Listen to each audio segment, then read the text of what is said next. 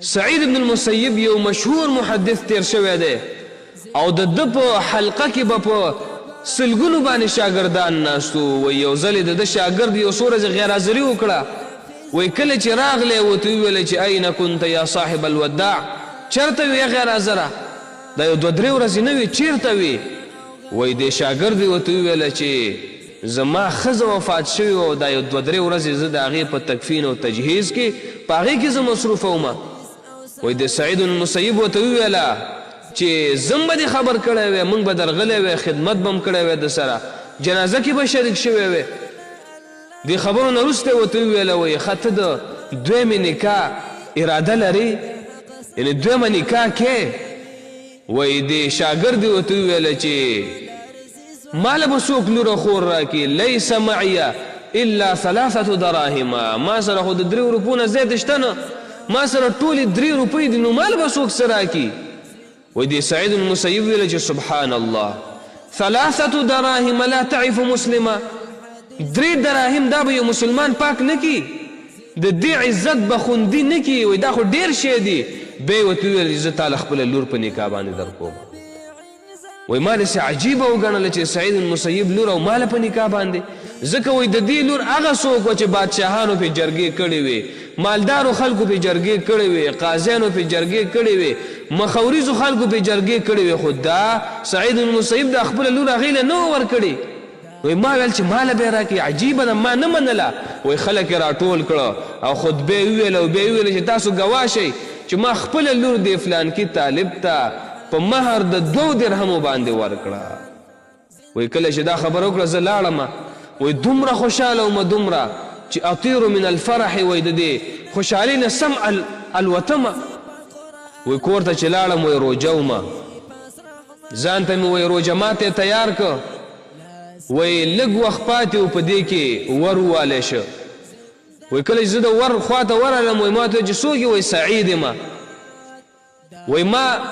دا فکر کو چې دا به کوم سعیدي ځکه زمونږ دا استاذ کله زما کور ته نه و راغلی وی کله چې مې ور کولاو کړه چې مې ولیدل زما استاذ وی ډایرکټ مې ذهن ته دا خبره راغله چې دا به ما ته وایي چې دغې جرګې نه تېر شه بس دا کومه لور چې مې درکړې ده دې نه زه تېر یم او دا پرېږده وی ما ته یې وویله چې ګوره زه د الله نه سخت تېرېږم او داسې نه چې د قیامت پر ورځ الله پاک زما نه پوښتنه وکړي چې ستا په موجودیت کې یو ځوان بغیر د واده شپه کړې وه وی شاته یو د تور غلاف والا د یو تورې صادرۍ والا ښځه ولاړه وه او رامخې ته یې کړه چې دا واخله دا ستا امانت دی وی کله چې دا ما ولیده وی قسم په الله دومره ښایسته ښځه وه چې ما په زندګۍ کې داسې ښایست نه ولیدلی وی خپل امانت یې راکړه او زه کور ته راغلم وی د ګاونډیانو ته مې اوازونه وکړه ګوره چې خبر شئ سعید المسیب ما له خپل لور راکړه وی کله چې زما مور دا خبره واورېده وی ما ته یې وویله چې وجهي على وجهك حرام زما مخ دې ګوره ستا په مخ باندې حرامي د دغې جنۍ خواته به ته نه نږدې کېږې تر دې پورې چې زه دا ښه جوړه کړمه او دغه رنګ د هغې نه وروسته هغه زه یو واده شکل ورته ورکړم هغې نه وروسته بیا ته ورځېده دې خواله وایي ما ورته ویل چې صحیح ده بس واده یې جوړ کړو کله چې ورغلم وایي دا جنۍ چې مې ولیده دومره په ادب باندې خبرې کوي دا چې یو خبره کوي په ادب باندې کوي چې یو خبره باندې سکوت کوي په خپل محل باندې کوي زما خبرې ته غوږ دی ډېر یو درون خوی لره او عجیبه خوی لره وایي وخت تېرېده په دې کې یو میاشت تېره شوه وایي ما ورته ویله چې زه به د سعید المسیب د هغې درس ته به لاړ شم وایي ما ته ویله چې کښېنه ان علم سعید ابن المسیب كله عندي د سعید المسیب علم ټول زما سره دی